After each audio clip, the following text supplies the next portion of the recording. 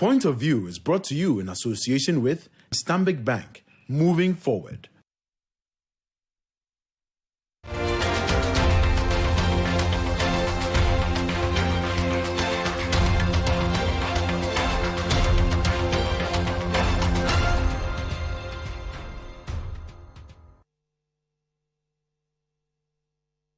Welcome to The Point of View. It's your live and interactive current affairs show on Citi TV. And we bring you the right guests, we ask them relevant questions, and you always come up with some useful insights. And we have a special show for you tonight. We want to make it interactive because it's a show that really will feed on your experience, because September is the month of reopening. I call it the beginning of the year for families, because from basic, kindergarten, primary, secondary, and university, everybody goes back to school. So it's a new academic year, and we have the same problems. We'll be finding out what on earth is going on with university placements, university accommodation, SHS placements, and also new curriculum and uniform for basic schools. Send us your thoughts and your experiences on the WhatsApp number on the screen. You can also send us a comment on Twitter, hashtag The Point of View, and also get in touch on Facebook if you're watching under the stream. We'll be right back.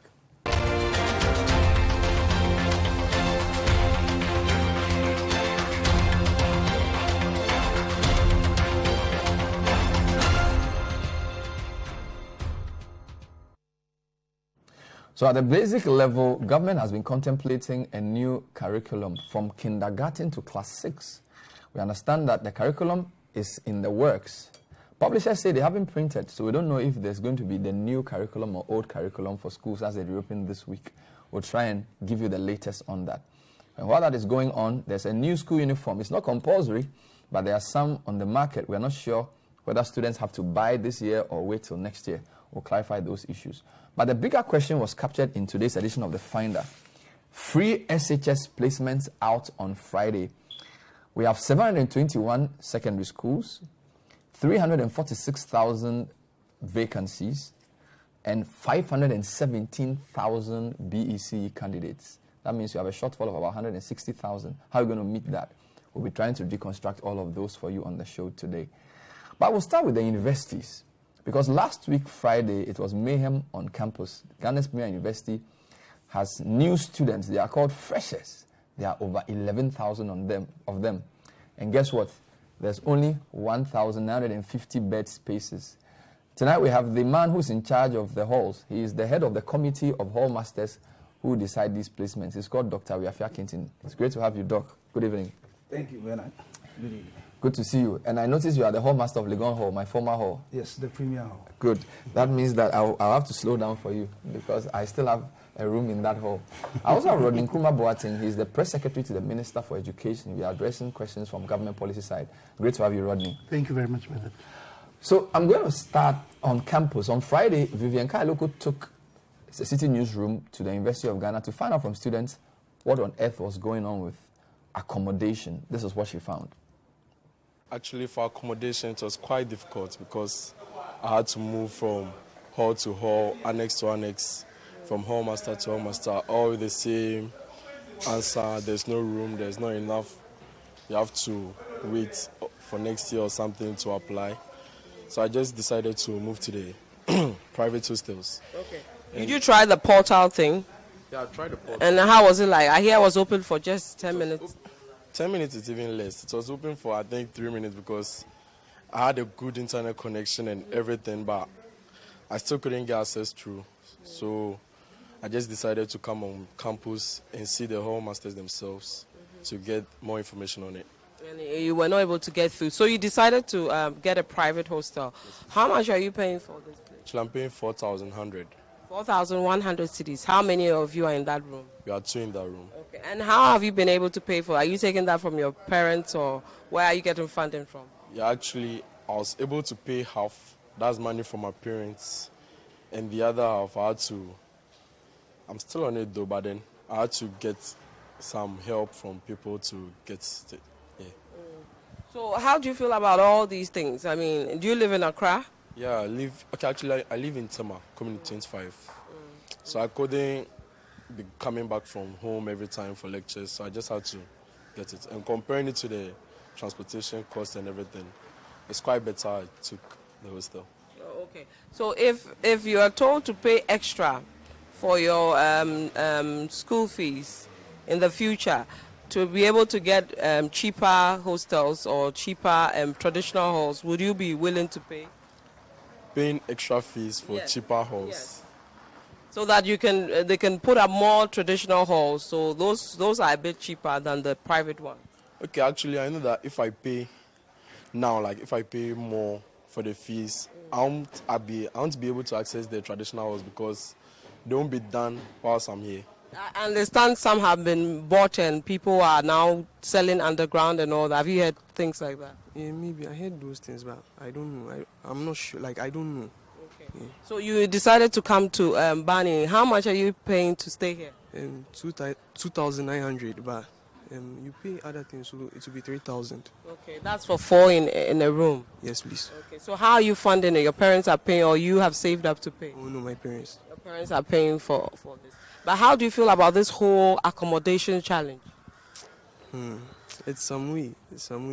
Because they admit they admit more than they can accommodate. So it's just some. Actually, the reality is of the 100% admitted, only 10% get admission into traditional.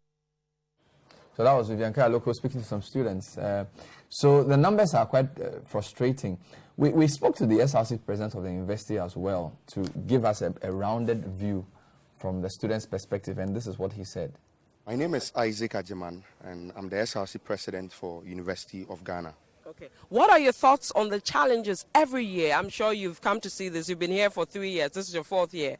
The challenges with accommodation. What are your initial reactions to this challenge? I think it is a crisis that calls for an immediate response. Over the years, we've had these issues, but at its peak is now. I think this year, over 11,000 students have been given admissions already. Within this admittance, just 1,900 people have already secured accommodation. And then we have influx of people moving in and out of my office, moving into the Dean of Students' office sometimes just to inquire on how they can get accommodation. This has caused quite a huge pressure on we as student leaders to even talk of the management as well. So this is a crisis that needs immediate response. What role is the student leadership playing in helping to deal with this challenge? Okay, so basically we've made available the information with regards to alternative accommodation around. That is Ashiashi, Otponglo, and Hacho. These are areas that are closer to the university. Of course, because of the challenges that are already persistent, we are looking at ensuring that students would get alternative means of housing within this period. But in the long term, the SRC wishes to continue. Under my leadership, we wish to actually proceed with the SRC hostel, which has been, which in terms of documentation and then progress, it has been on a halt for quite some time now. But under my leadership, I'm willing to actually take it up, and then already talks are underway to actually begin that. Now, we know that there was some amount of levy that was being taken from the students for this project. Why was it halted? Yeah, so at a point in time, I think it basically dealt with issues of accountability and mistrust. My predecessors 4 years ago halted the payment. 4 or 6 years ago halted the payment of fees of these levies by students. These levies were supposed to contribute to the building of the SRC hostel. But as it stands now, due to the issue, as I earlier mentioned, they had to halt their payment. But as it stands now, the monies are still in the account. How much did you accrue? Estimatedly, it is over $1 million. Okay. It is over $1 million. Yeah. And how much, from the initial discussions you've had with stakeholders, how much would you need to put up one hostel, for example? Okay, looking at the numbers, and then as it stands now, there has been rapid changes in that regard. So I wouldn't want to be preemptive in terms of the pricing. But of course, we are working to ensure that the current rates meet the previous pricing that was initially earmarked for the. So that was the I wanted to call him the vice chancellor. That was the SRC president. English is not easy. I was speaking to Vivian Kaloko. Dr. Rafia Kintin, you are the head of halls. I didn't know there was any position like that when I was on campus. Is that a new creation? Yes, it's part of the effort to ensure that we coordinate activities within, especially the traditional halls and the new halls that directly under the university, so that almost everything we do is uniform. And we plan, and if we have issues, we present it to senior management. So how many halls does Legon have now? Now it's about 11, the 5 traditional ones, the 4 at the new ones, then Vaco and Jubilee-ish. So the 5 traditional, Commonwealth, Legon, Saba, Ekwafo, Volta. Then the new ones are, which ones? From Liman, Kwapong, Nelson, and Say. Nelson, and Say. Who built those 4? During Professor Tego's time, with loans from led by Car Bank. So that was a controversial one. So it's a partnership with Car Bank and the university. That is correct. That you were supposed to charge a specific rate to be able to recoup. In order to recoup pay and probably use the profit to build new ones. Are those halls larger than the traditional halls? Yes, they take more than They take more. Rooms are bigger. And they self-contained, and maybe let's say modern. Modern. As compared to the traditional halls where washrooms are shared, common washroom are there. These are en suite. These are. Wow. So this is Jean Nelson, Kwapong, Liman, and Say. Those 4. And then you have International Students Hostel. 1 and 2. We call it H International. 1 and 2. You have Jubilee. We have Jubilee. And then you have Pentagon. Pentagon is private. It's private. That's not official name. That's how the student call it. But that is the African Union Hostel. African Union Hostel. So when the graphic says there's 1,907 beds, where are they calculating these beds from? They were referring mainly, that is, to the traditional, the university halls. So I'll be using the university halls as against the private ones. So this is the 5 plus the 4. That's correct. Plus the 2-ish. So 11 halls, 1,907 beds. Yes. And you have 11,000 freshers. Yeah, is that correct? That is the challenge. Those are the challenge we have. And that is why every year there is a way, and the online issue is one of the ways to ensure that it's fair. In the past, it used to be assigned by senior tutors in collaboration with the hall masters. But that was very laborious. You see a long queue, and also because it's sometimes it's not everybody who gets it. Sometimes, the moment human hand come in, there are a whole lot of things. And that is why the online was brought in. And the essence is to make it fair. So are all these 1,907 beds for just freshers or for all? Just freshers, just freshers. So continuous students don't have beds? No, continuous students, if you get a bed first year, you stay till you decide to leave or you complete your program. Okay. But each year, the level 400 who leave, that's the bed we give to first years. And occasionally, the university will allow that, take maybe 5% or so, and give that to continuous students who do not have bed. So we do that, and that is done among. So all final years have bed? Because not they are all final year. They all don't have beds? Not all have bed. No, not at all. So you don't do in, out, out, in? We don't do in, out, out, in. It used to some time ago, but it was stopped. So now it's in, out, out, out? Now it's in. The moment you get it, you stay throughout unless you decide to opt out. So it's in until I want to leave? In. Wow. Why that policy? At a point, I think the idea was when the new halls were built, the idea was that there may be more funds to build additional halls to accommodate as many students as possible who want to have on-campus residential accommodation. So essentially, these 1,907 are spaces left by the 400 leaving? Exactly. Wow. Why? Okay, before we get to why, how do you access the system? So how do I apply? I get admission to do economics, and then I also apply separately for room? Yes, now accommodation is decoupled from admission. So when you are offered admission, there's nothing like you've been attached to Legon Hall or Volta Hall as it used to be. And so you'll be told, each student who is given admission, you'll be asked to pay your academic residential facility. Certain minimum, I think 50%. And a day or two before the online system is open, the UGCS, that's the University of Ghana Computing System, the office will send all students a text or WhatsApp or email or both or all, that the system will be open today, this day, and this time. So it keeps you alert. So all you need to do as soon as it's open, then you use your ID and your PIN. So it's like Black Friday. They open, you have to enter. Exactly. If you don't enter, no, it close.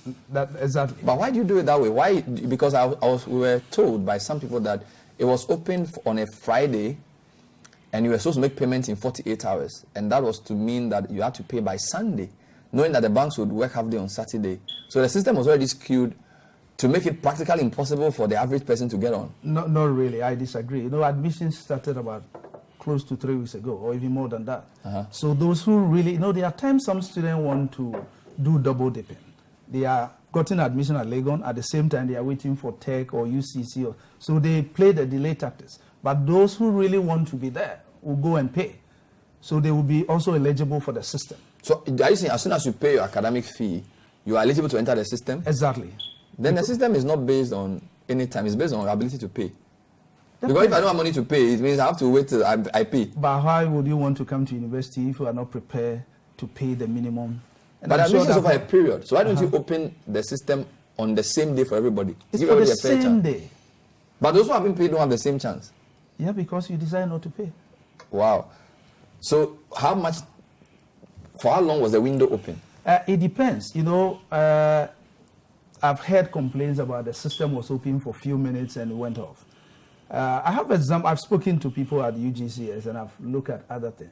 For instance, there was this Avle show in South Korea, about 67,000 tickets, under 10 seconds.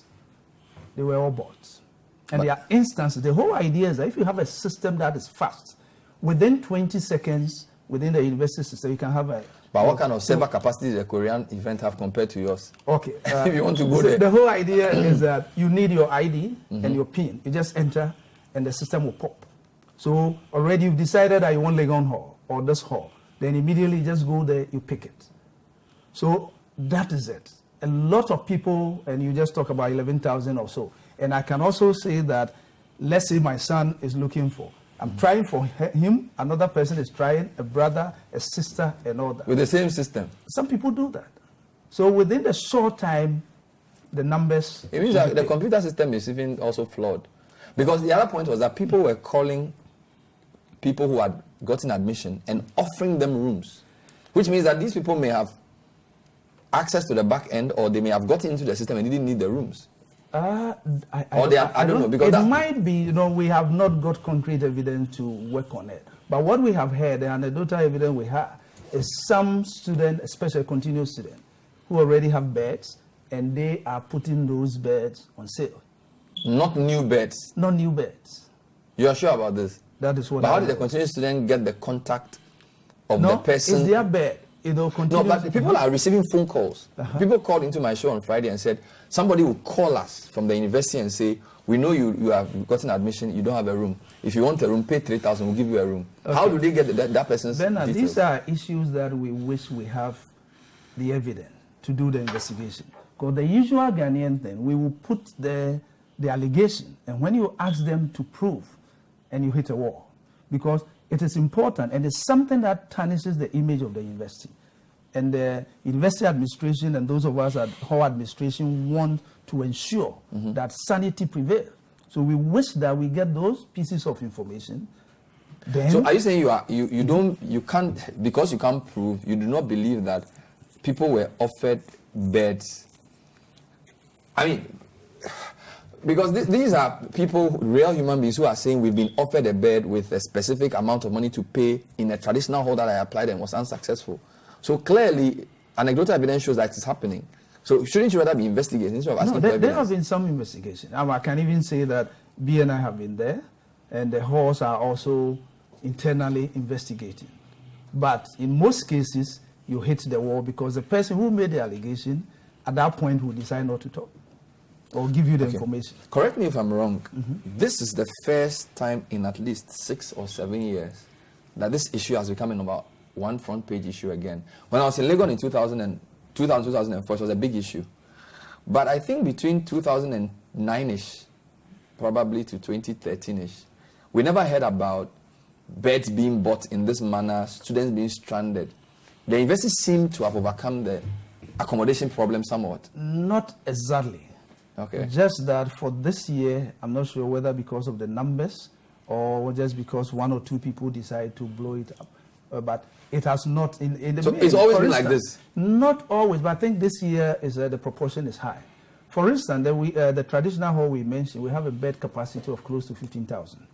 And the hostels will have close to 5,000. So we have about close to 20,000. And the university, those in the main campus, are much more than that. So there's always going to be deficit until we are able to have additional. But what is the undergraduate population of the university? If we talk about University of Ghana, it's close to about 30,000. But if you have 20,000 beds, it means you have 10,000 per off campus. Somehow, not exactly, but this year has been, because if you look at the numbers for 11,000 freshers, 1,900 beds, that's quite severe. Yes. And is it just sudden, or it's been growing that way? We're just not spoken about. It's not sudden. In terms of this year, I think the admissions have gone up, so that is one factor. And this is not even the free SHS people. These are ordinary, because free SHS people are going to Form 3, right? Free SHS started in 2017. That's correct. So they are in Form 2, if I'm not mistaken. So they have one more year. Rodney, correct me. They are starting Form 3. Yeah. So free SHS will go to university 2021. 2021. 2021. Yeah, 2020, 2021. Yeah, so September next year. Yeah, September next year. Yeah. So these guys are normal. There's no spike in the numbers. No. And you already have a 9,000 bed deficit for freshers. That's correct. Then next year we are dead. We hope that by next year, solution will be found somehow. Really? Yes. How long does it take to build a hostel? It depends on your funds. You know, for instance, Ivandi started one not long ago, and it's already about 650 bed capacity for freshers. So as long as you have the fund, you'll be able to do that within one calendar year. Let me ask Minister's press secretary quick comments on this. I'm sure the ministry is concerned, but the ministry hasn't said anything or issued any public statement yet. Is it because you are? What's going on?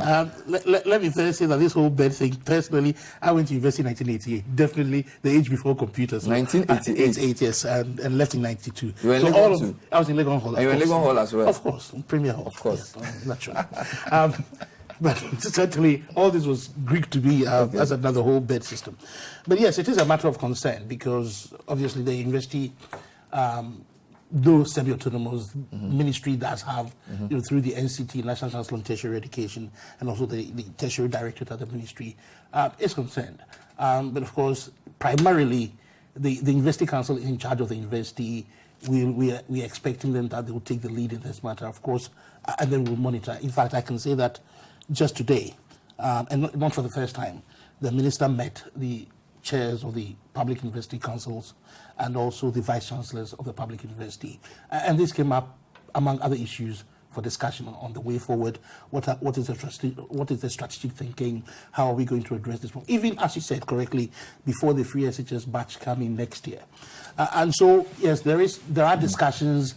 We're looking at long-term issues. What should be the management structure of the university hostels?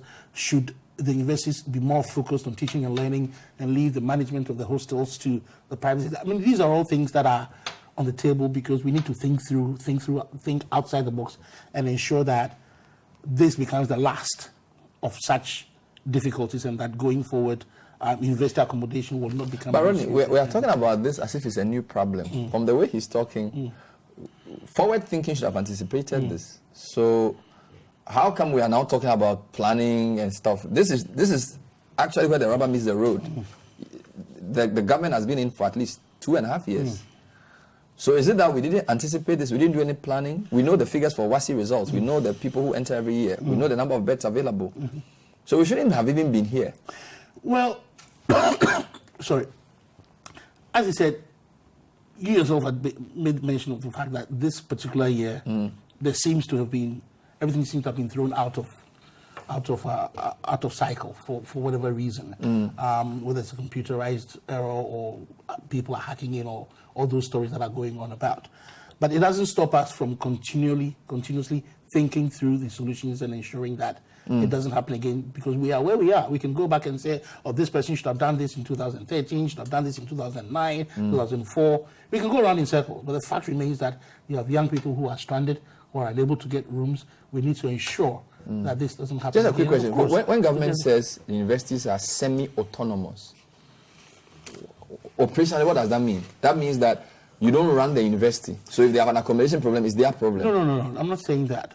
What I'm saying is that unlike, for instance, where GES runs the secondary schools directly, and for instance, let me take for instance admissions, GES through the CSSPS actually does the placement.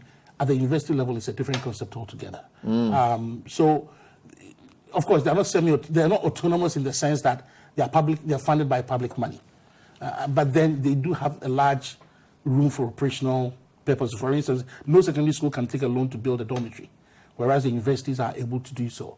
So there are some differences in terms of I'm guessing that the policies they run with are government policies, unless there's no policy.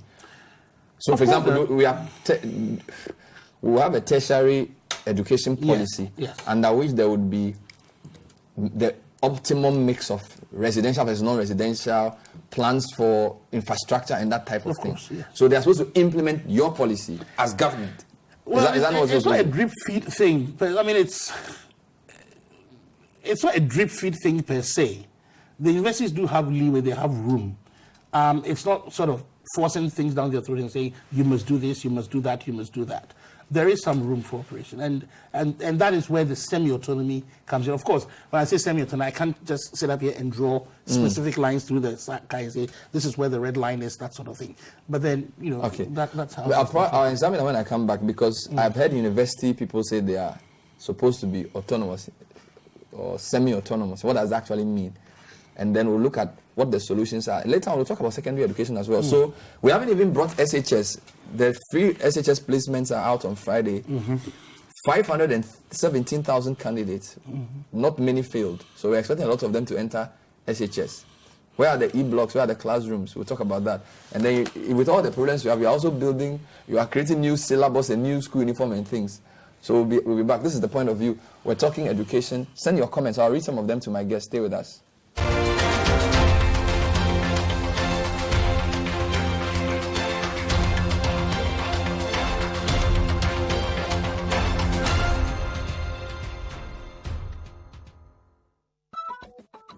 Ghana Rising 2019, a conference to optimize opportunities for indigenous local businesses to rise up and take their place in Ghana's economy. How can you take advantage of the local content laws in the oil and gas sector? How can you benefit from the new initiatives in the agriculture sector? How can your business penetrate the sanitation and environment industry in Ghana? Ghana Rising 2019. It's time to energize indigenous participation in the agriculture, oil and gas, sanitation, and environmental sectors in Ghana. Ghana Rising 2019. Theme: taking commanding heights of the Ghanaian economy. Opportunities for indigenous businesses. Date: the 19th of September 2019.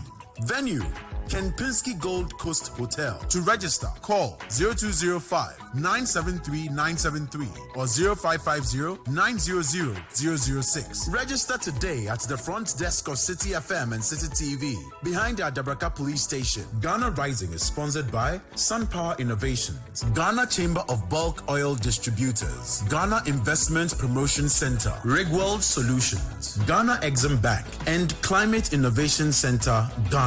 Ghana Rising 2019 is supported by 97.3 Citi FM and Citi TV.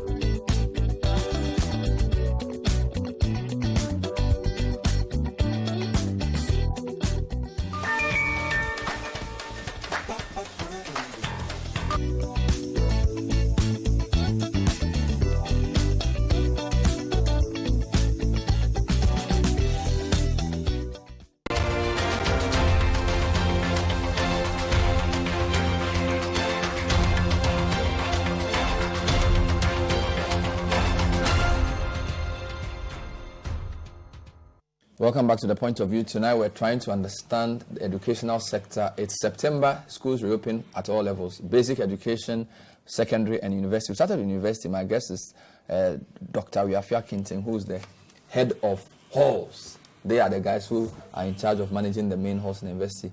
He's here with Rodin Nkrumah Boateng, who's the press secretary to the Minister for Education. So just to clarify, the universities are semi-autonomous, right? To some extent. To some extent. So government does give you money, but you run based on your own planning. Government gives, at least for salaries. Pays your salaries. So they can tell you certain things.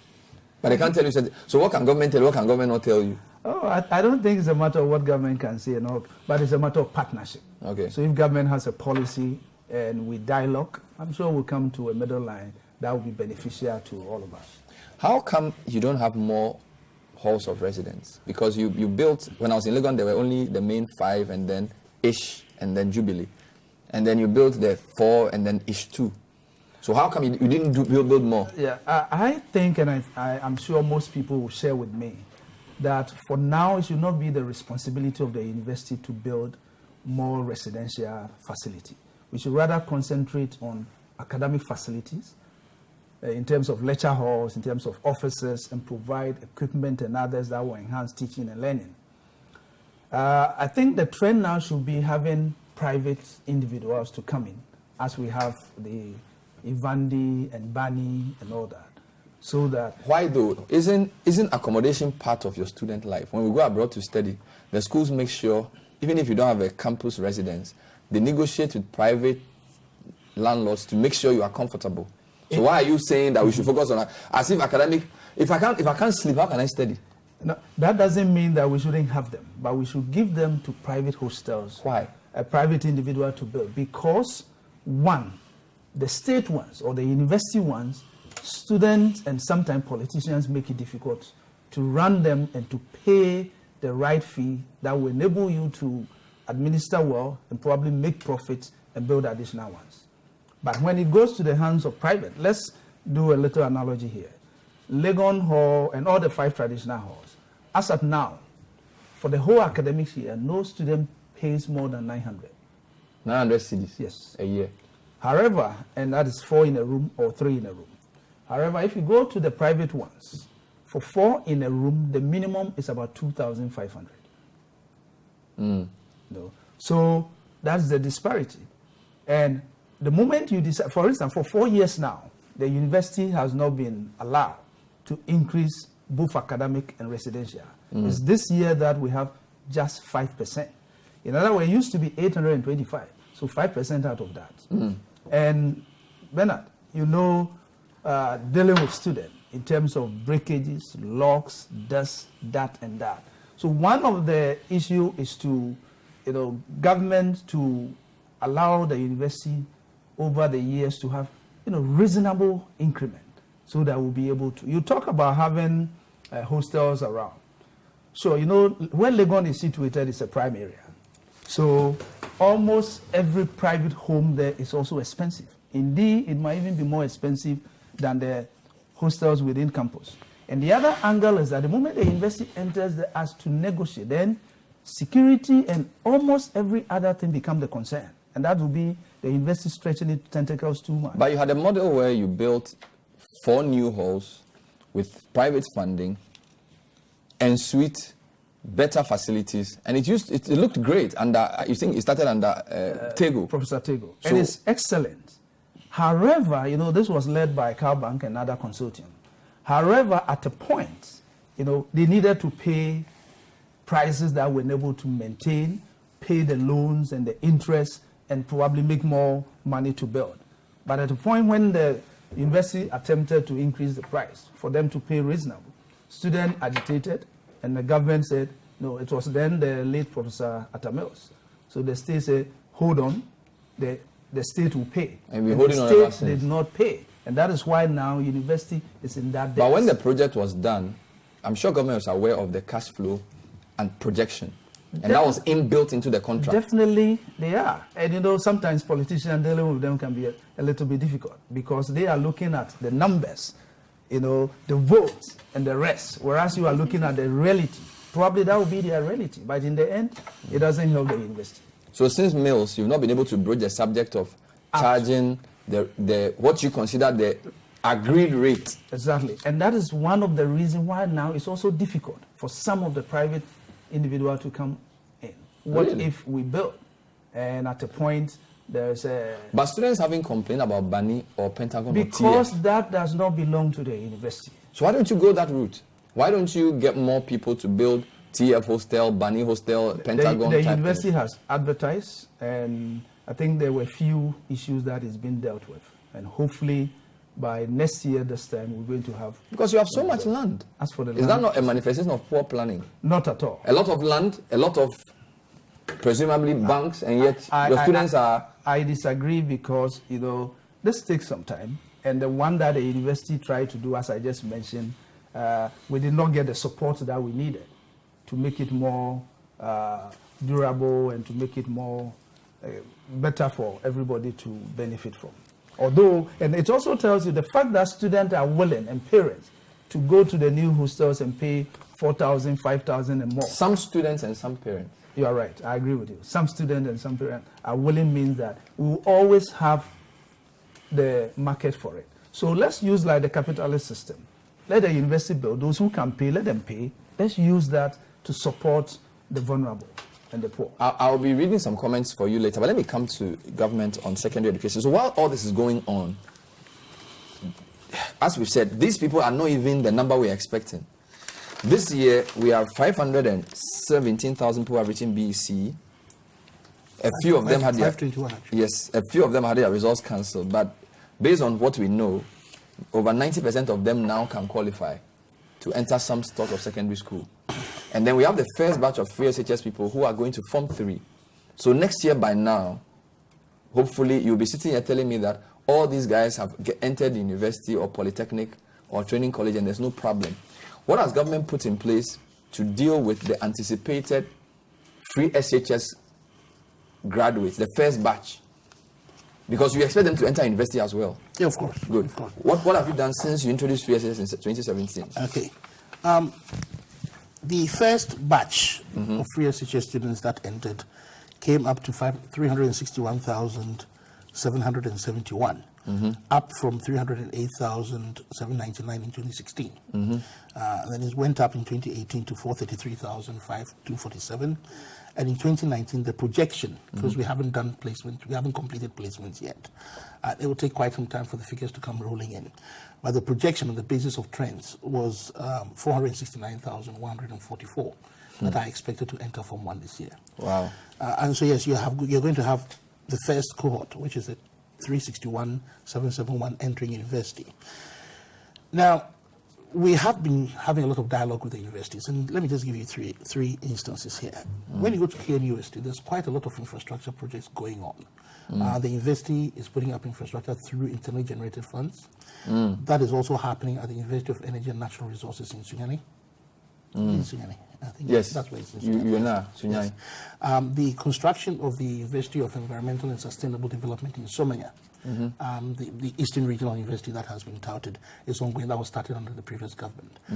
Is also ongoing. And so universities are being encouraged to expand their infrastructure because, of course, we cannot pretend that the numbers are not going to go up next year. They will go up next year.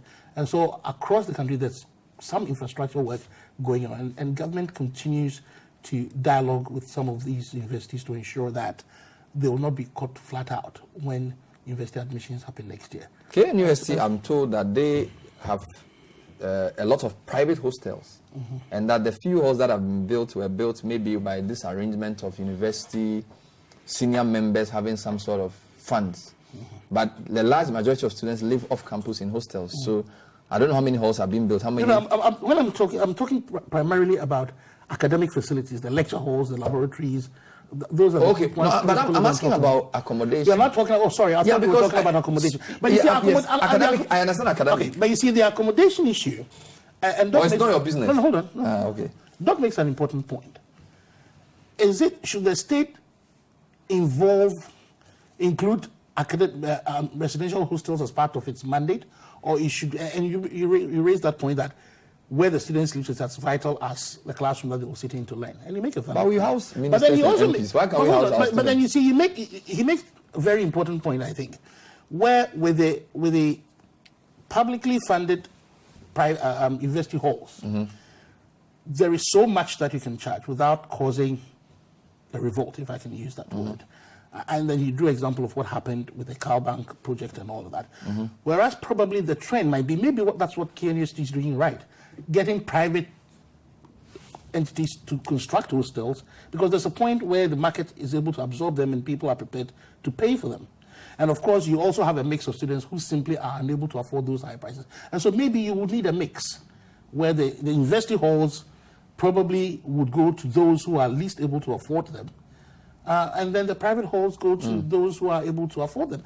But somehow we'll have to find the right balance. But do we know you can't have just the university building halls. But do we know and you can't have just the private sector building halls. Question, do you know if in anticipation of free SHS graduates entering university next year, there are any hostel projects, whether public or private, happening in any of our public universities? Well, what I know is that there's a lot of infrastructure going. I don't have a breakdown to be able to give you that this is the number of hostels that are being built, halls, but I know that infrastructure projects are ongoing at the various universities. But unfortunately, as I sit here, I'll be dishonest to tell you that we could be in for are there any hostel projects going on in Legon as we speak? No, but there are some in the preparatory stage. For instance, the senior staff, teaching and administrative staff who are on GUSS. Land has been allocated, and at our last meeting, we agreed to do that. So I'm sure the first levels will be ready for the 2020 and 2021 academic year. And as I said, the university also advertised, and I spoke to somebody at the PDMSD, as the physical development, and that there are some who have responded. They are having negotiations. What about secondary school spaces? Already we are doing double track. Yes, we are, yes. And now you're going to have 469,000 Form 1s. Yes. And so the Form 3s are free SHS, Form 2s are free SHS. So for the first time, we're going to have free SHS Form 1, 2, and 3. 1.2. If I add the numbers, 361, 433, 469. 1264. 1,264,000. 190, yes. To 721 senior high schools. Wow. That's interesting, isn't it? Yeah, and impressive. I want to do some division right now. But okay, let me help you out. Let me help you out, Bernard. A few things have happened in 2019. First, let me go to the e-blogs because they're quite a favorite topic. In 2019, we have brought 4 e-blogs on stream, thereby creating, because their capacity for each year is 400. So we have created e-blocks alone, 3 e-blocks alone, we've created 1,600 seats. Let me take you through the 4. You have the Mpaha Community Day SHS, the one that the former president visited recently in Gonja East. Then we have the new Kokrompe Community Day SHS in Atidububu Amantain. Then you have the Basa Community Day in Sene East. And then Abuati Trefe, in Adaklu district. So these 4 have come on stream. They are in the selection portal, and we're expecting to be able to place. And these are day schools? These are community day schools. Do they have teachers? Yes, of course they have. We have teachers for us to be able to place them. GS always recruits. We are expecting to recruit. But if you have a day school in these 4 places, it means that only people who live within those precincts can go to those schools. So a parent who lives in Accra cannot send their child to Mpaha. Of course not. So these are essentially local problems. No, but everything is local. But let me give you other examples. Because that was just the e-blocks. Okay. Remember, the e-blocks were designed by the previous administration as community day schools to serve the local communities. Great. But that's not the entire story. Because remember that there were quite a lot of uncompleted Get Fund projects scattered across campuses all around the country. Now, what Get Fund did was to get a securitization of its allocation and raise $500 million on the market to be able to pay off contractors who had not been paid, to construct new school facilities, and also to complete projects that have been abandoned. Well, not abandoned, that have not been completed. And through that, we have created quite a number of seats in the classroom seats and also in dormitories. I'll take you through a few. I had my list. So you have 500 million to pay get fund contractors to finish projects they have started. To finish projects and also starting one. Let me take you through a few that we have done. Aquinas Senior High School, 12-unit classroom block. Hila Liman SHS in Gulu, 6-unit classroom block. Muni Valley Senior High School, 12-unit classroom block. Oforipenny Senior High School, a dormitory block. Gambaga Girls, a dormitory block. Achims Ridu Senior High School, a dormitory block. Tapradi Senior High School, dormitory. Mpoho Senior High School, 3-unit science classroom block. Science block. Brekum Senior High School, a dormitory block. And quite several. These are just examples. Are you able to tell us how many seats in total this together would accommodate? Because we have numbers we are working on. I'm just working my way through the number of things. What we have also done is that we have absorbed 27 private and community senior high schools.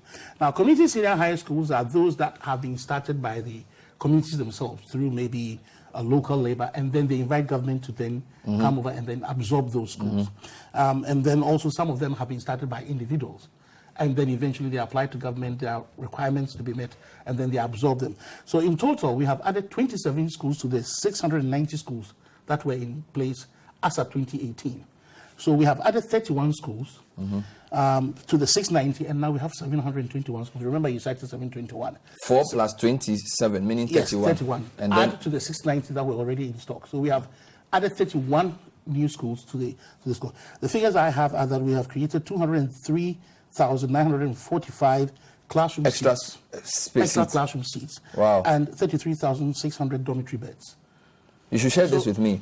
Oh, 203,945 classroom new classroom seats. Yes. Through the construction of these projects, the classroom blocks and completion of Get Fund projects, dining halls, assembly halls. Because don't forget, we have 340,000 vacancies for 469 new entrants. So there's 340 vacancies. You see, because you have 346,000 people who completed SHS this June. Do you understand what I'm saying? Yes. So if you have 469,000 coming in, you have about 120,000 new spaces needed. Yeah. Do you get my point? Yes, and I'm taking you through. And you're saying you have created 200,000 new. Yeah. So what we have, these are the seats that we have created. These are the schools that we brought on board. These are the classroom blocks that we have completed. What about teachers? GS completely recruits. I mean, I understand. No, because you are going to have 200,000 more spaces. Yes. That requires a certain number of teachers. Yeah, of course. Yes, of course. So how many teachers have you added? GES, I know that in September or thereabouts, October thereabouts, they do. Last year, remember, we did extra recruitment to accommodate the double track students, and it is a process. Really? Of course. We'll take another break. When we come back, we'll then talk about the basic school, and I'll read some of your comments, because a lot of you are sending comments about accommodation on universities. You're not happy. We'll also ask, with all these problems, why do we even need new curriculum and new uniform? Stay with us.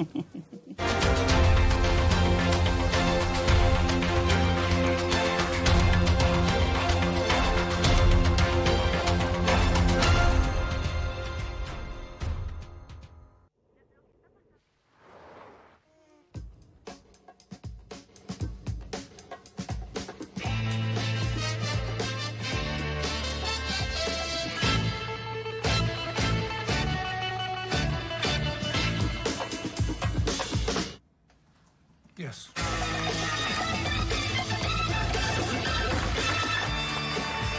Hey, Sean. Hey, Dan.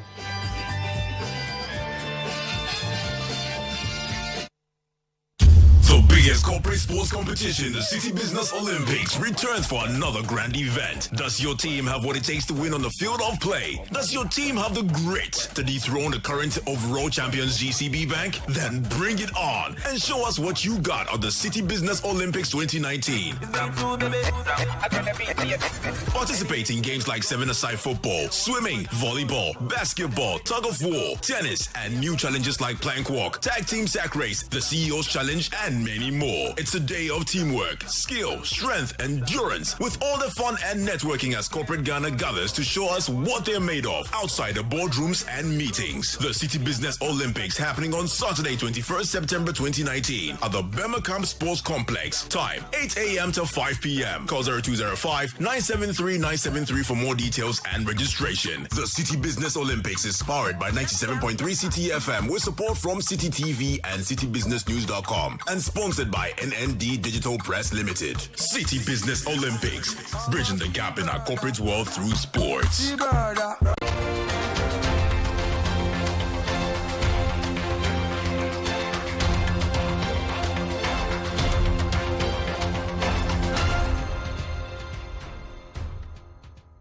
Welcome back to The Point of View. Today we're trying to understand our readiness for the new academic year. It's September and everybody's going back to school.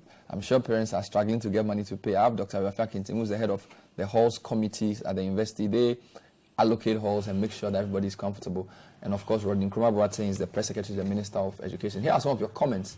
Prince Henry from Koforidua says, good evening, Ben. Please, private schools are reporting to school tomorrow, yet we don't have the new syllabus and we don't even have the textbooks that will be used for the various private schools in the country. How are the teachers and students in the private schools going to cope without the new textbooks and syllabus? Festus Nukunu in Avle. I entered UG in 2000. We had this accommodation problem. I didn't get accommodation for 2 years. I got accommodation in level 300 and 400. 19 years on, the problem still persists. What is happening to our premier university, you ask? More comments. So why can't the universities themselves mobilize resources to put the accommodation or hostel for students, since they claim they are autonomous and government should desist from interfering in their management? This is Chris from Akwete Man. Hashtag point of view. The accommodation problem at UG is very bad. Even a taxi driver on campus told me he could offer me accommodation if I paid him 5,000 cedis. Those who were offered the city campus are suffering the most, and the private hostels, they are really cashing in. This is Reverend Francis Sakike, texting from Odumasi Krobo. Hope L, University of Ghana, says, as soon as the portal system is open, it becomes so jammed that you can't register for a hall.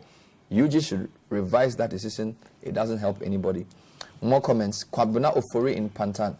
Hostel issues and accommodating students in various campuses of public institutions has been long overdue. Look at the vast land at UG and KNUST. How many traditional halls have been added since the university came into being? This accommodation issue is everywhere. Go to nursing schools, teaching training colleges, polytechnics, technical universities, and university traditional halls. It is a shame. Okay, so comments there. Let's talk about this new curriculum thing. It was April 2018 that you said you were coming up with a new curriculum. We are in September 2019, yet the materials are not ready for the schools, and they're open tomorrow. Okay. Why? Okay, let me take you back a little bit. The road towards the rollout of the new curriculum was through several stages.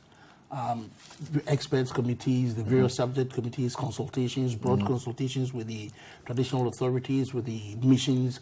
It was a very long process. And eventually it went through approval, then it would have to go through cabinet, quite a comprehensive to make sure that it is robust and that it is fit for the needs of this country in the 21st century. Now, as I speak, 152,000 primary school teachers have been trained on the new curriculum.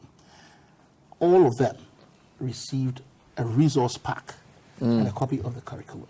Now, the way it works is that when the curriculum came out, the private publishers would then develop their textbooks and publish them out of the curriculum.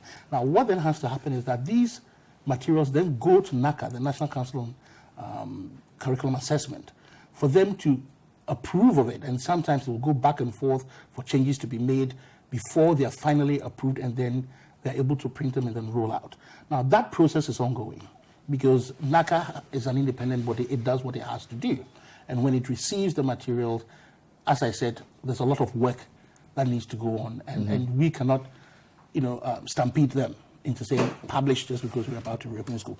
But my understanding is that the teacher resource packs that we're giving to the teachers are particularly comprehensive.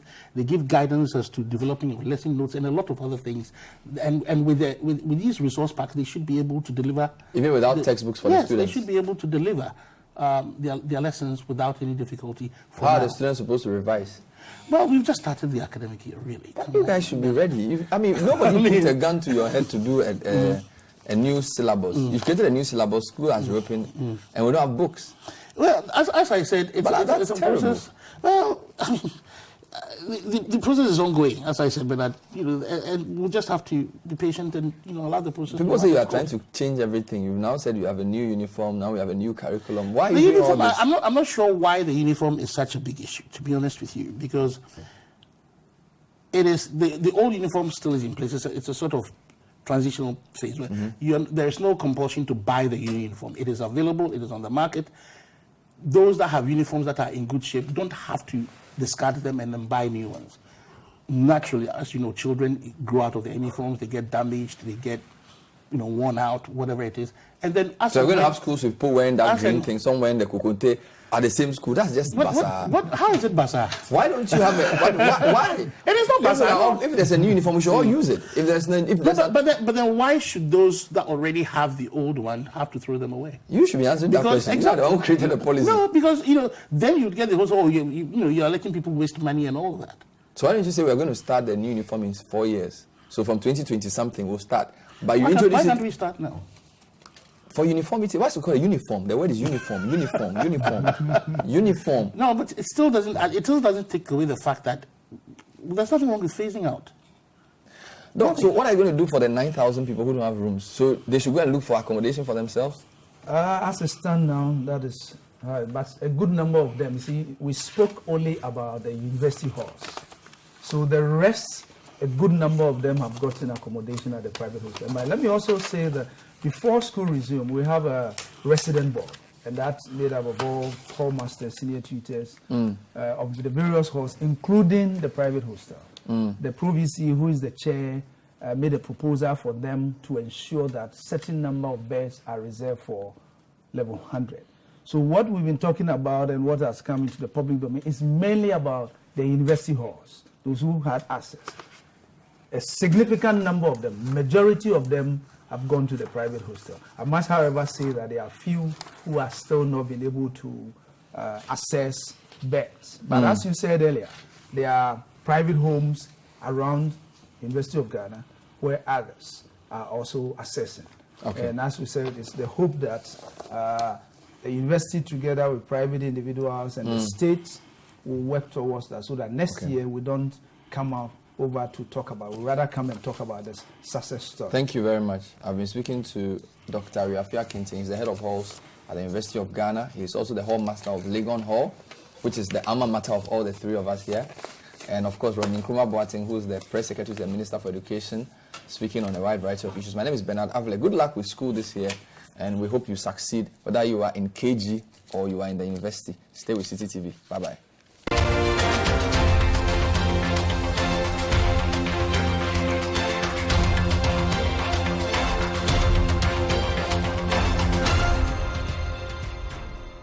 Point of View is brought to you in association with Stanbic Bank. Moving forward.